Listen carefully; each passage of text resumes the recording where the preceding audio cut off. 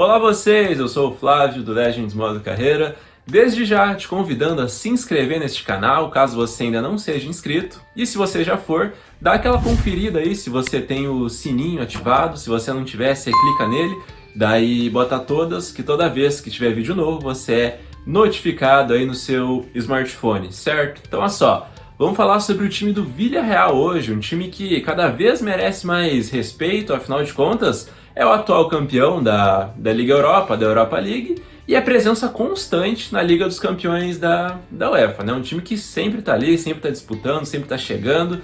E esse time em específico aí que a gente vai falar hoje é o de 2004 até 2006. Esse recorte aí de 2 temporadas, cara, era muito bom, tinha grandes jogadores.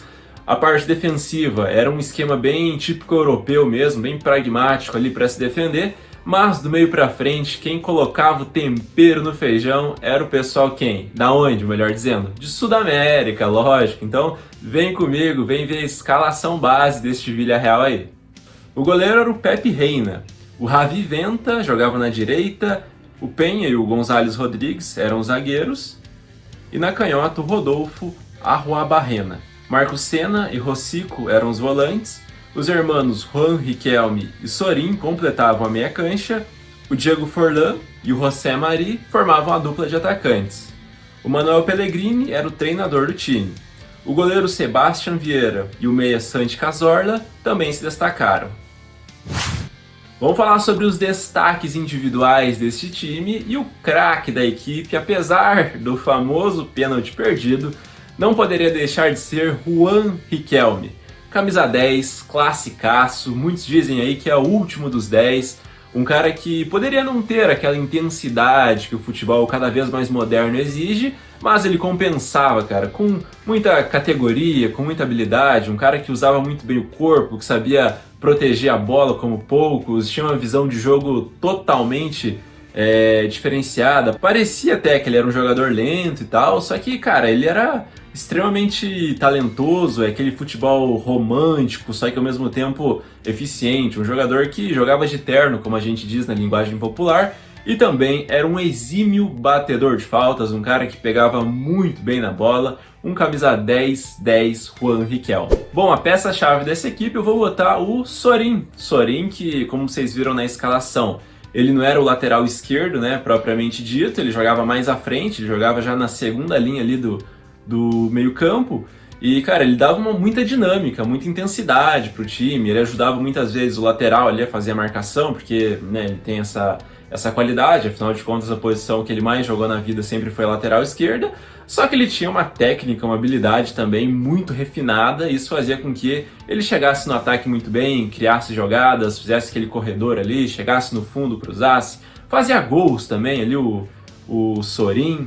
Então ele tinha esse dinamismo, essa velocidade, essa visão de jogo, então por isso aí que o Sorin, pra mim, foi a peça-chave deste Villarreal. O artilheiro é mais um nome de Sudamérica, eu tô falando, lógico, de Diego Forlán, uruguaio, que um baita de um jogador, né? O jogador aí que ganhou a chuteira de ouro em 2005, quando quase não tinha concorrência, né? Ele fez 25 gols juntamente com o Thierry Henry, um jogador que tem mais de 300 gols na carreira, pra você ter noção, brother. Jogou demais com a camisa do Villarreal, no Atlético de Madrid jogou muito, enfim, por onde passou aí ele deixou os seus gols. E ele não só fazia gols, tipo, vários deles, como ele fazia muitos golaços também, cara. Então, jogador aí que no currículo, se você for ver aí, pesquisar no YouTube aí os melhores gols dele, você vai falar misericórdia. Ambidestro, chutava muito bem com a direita, a perna denominante dele, assim como com a canhota também, não deixava a desejar, e ele se entendeu muito bem com o Riquelme, fizeram ali uma parceria de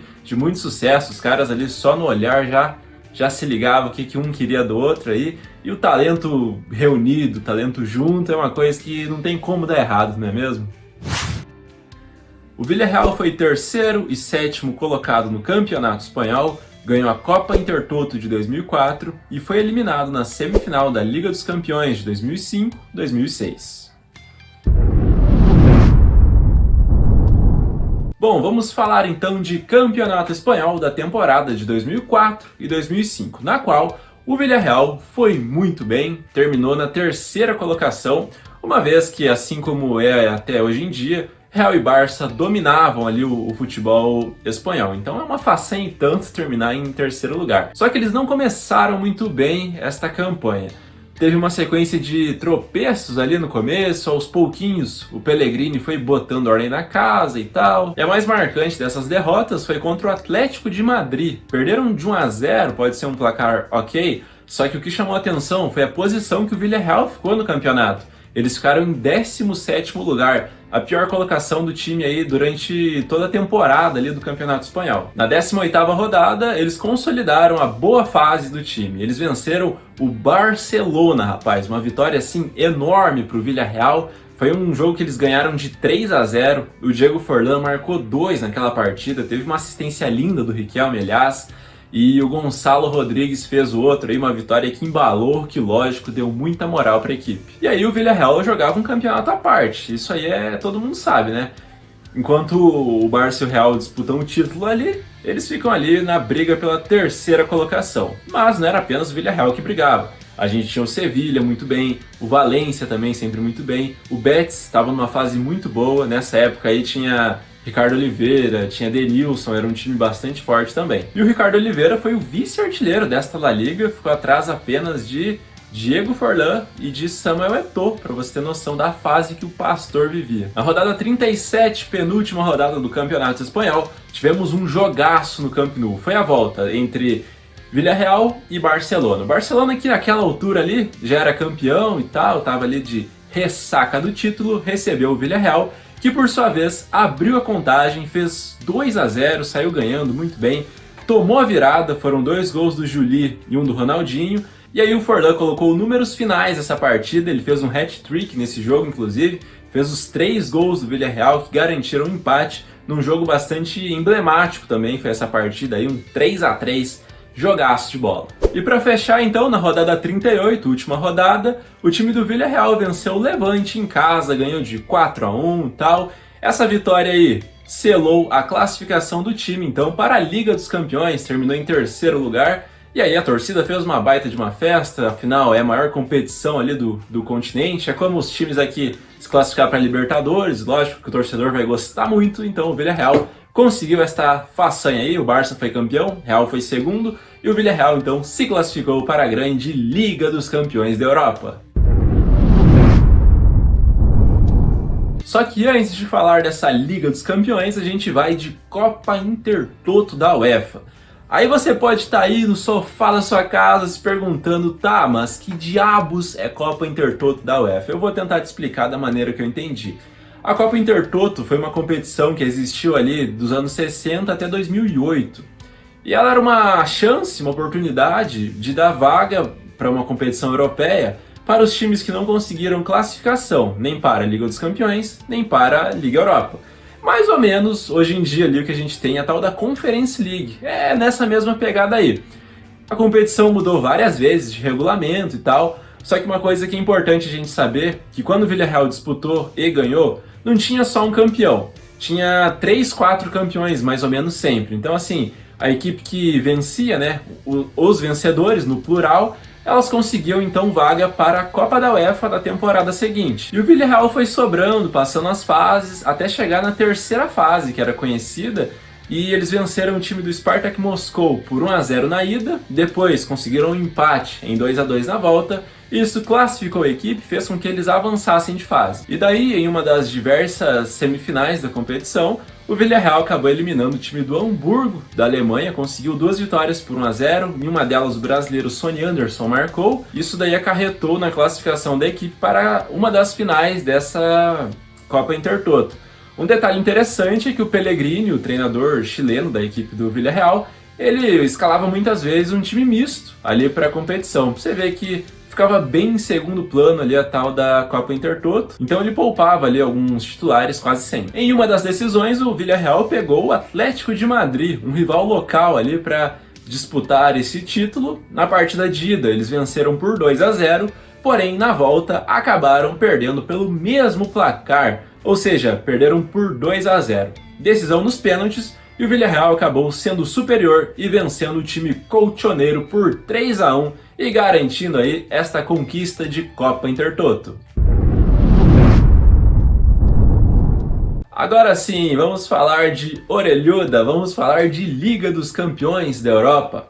Por ter terminado na terceira colocação, o Villarreal não entrou direto nos grupos, eles foram para pré-Champions, né? Igual a gente tem aqui a pré-Libertadores, onde você tem um playoff, um mata-mata, no qual você precisa vencer para aí, enfim, então, você entrar na fase de grupos. O adversário da vez, então, foi a equipe do Everton, da Inglaterra, e o time do Villarreal conseguiu ir muito bem, venceu as duas partidas, tanto em casa quanto fora, venceu por 2-1 os dois jogos e se garantiu, então, na fase de grupos da Liga dos Campeões. E nessa fase de grupos, o time do Villarreal encontrou um grupo bastante complicado, uma carne de pescoço.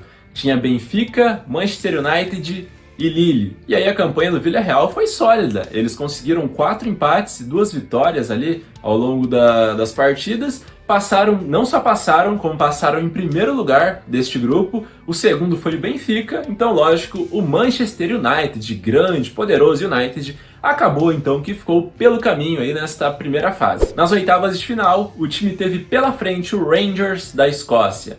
No primeiro jogo, que foi disputado lá na casa do Rangers, foi um empate em 2-2 na volta que foi jogada na Espanha, um novo empate, desta vez em 1-1, e aí o Villarreal acabou se classificando por conta do critério do gol marcado fora de casa, acabou avançando então para as quartas de final desta Liga dos Campeões. Nas quartas de final, o time do Villarreal teve uma parada muito mais dura, aí o negócio começa a funilar, começa a ficar difícil, pegaram o time da Internazionale de Milão.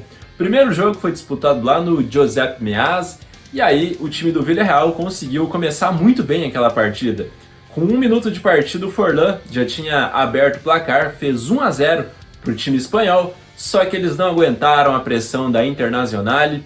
O Adriano Imperador, olha só, grande Imperador, fez o gol do empate, e o Oba Martins fez o gol da virada do time da Inter, que então conseguiu esta vantagem para a volta lá na Espanha. E esse jogo também foi marcado pela violência, rapaz. Os dois times estavam bem empolgados em campo aí, e o pau torou nesse jogo. E aí no jogo de volta, disputado na Espanha, o Villarreal conseguiu uma vitória magrinha, vitória simples por 1-0. Só que por conta do gol fora, novamente o time acabou então avançando às semifinais. E aí nessa semifinal, o time do Villarreal teve pela frente o Arsenal, rapaz, que não era tão bom, tão brilhante quanto aquele de 2004 dos Invictos, mas que também era um time fenomenal, fora de série, e conseguiram e o Arsenal conseguiu vencer esse primeiro jogo por 1-0, foi um gol do Touré. E aí ele deu essa vantagem para o Arsenal jogar a partida de volta lá na Espanha. E esse jogo de volta foi marcado pelo drama de Juan Román Riquelme, cara. Então assim, foi uma partida de total domínio do Villarreal. O Villarreal pressionou os 90 minutos nessa partida aí. O Arsenal, para você ter ideia, era uma equipe bastante ofensiva, jogava um futebol muito vistoso para frente. Só que durante os 90 minutos de jogo, eles deram um chutinho só na direção do gol e um chute para fora. Foram apenas 2 finalizações, um time que abdicou de atacar praticamente. E aí, aos 44 minutos do segundo tempo, veio a chance de ouro para o Villarreal para coroar, né, o merecimento que a equipe teria aí se marcasse esse gol. Foi um pênalti aí marcado pelo juizão, no qual o craque da equipe, Juan Riquelme, foi para a bola. Só que ele tinha pela frente um baita de um goleiro, um paredão, um cara que acabou barrando até o Oliver Kahn na seleção da Alemanha, pra você ter noção, que era o Lehmann, mano, um baita de um goleiro também, já era bastante experiente nesta época, e é um cara que tem pouca mídia, né?